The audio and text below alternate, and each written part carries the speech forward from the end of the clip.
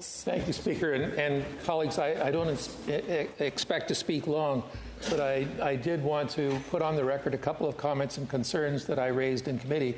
And I don't want to hold up the consideration of this bill that Senator Dasko has been sponsoring so ably for the last number of months. I thank her for her speech, and I thank her for her conduct of this bill in committee. I raise two concerns. One is the unintended consequences issue, which the Senator was kind enough to reference as well. Part of my unintended consequences concern speaks to the broader issue of sanctions policy as it's being administered by our like-minded countries.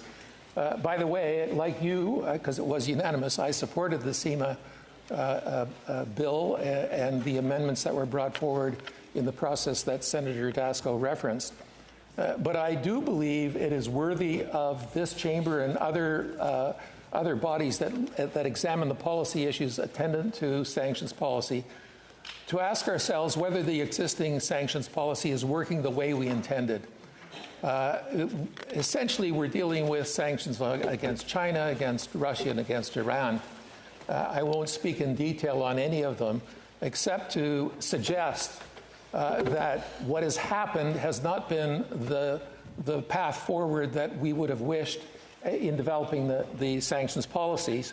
And in fact, I would commend to you a book by Edward Fishman, who was the designer of the policy in the White House for the sanctions regime, the so-called economic sanctions, who has, on reflection, spoken to the unintended consequences and suggested that we probably overstated what we could do, and that as a result of what we've done, there are alternative mechanisms of the sanctioned regimes to expand their ability to act in ways that are not as subject to oversight as, in fact, the existing regime would have allowed.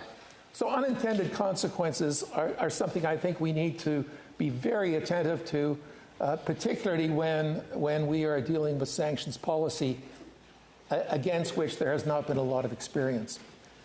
Leave that aside. My other concern, and frankly my stronger concern, is the one that the Senator was kind enough to reference at the end.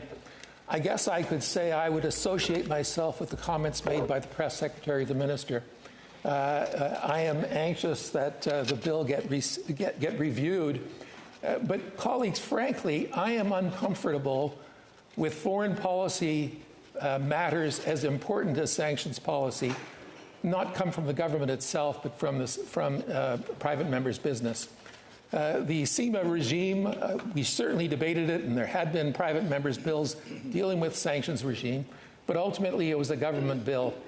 And while this is a so-called tweak of the SEMA bill, we would be the first jurisdiction to, in a sense, exercise this degree of bypassing of judicial processes that I would be more comfortable if they were actually ones that the government embraced. The Senator has spoken about this as just another tool in the toolbox.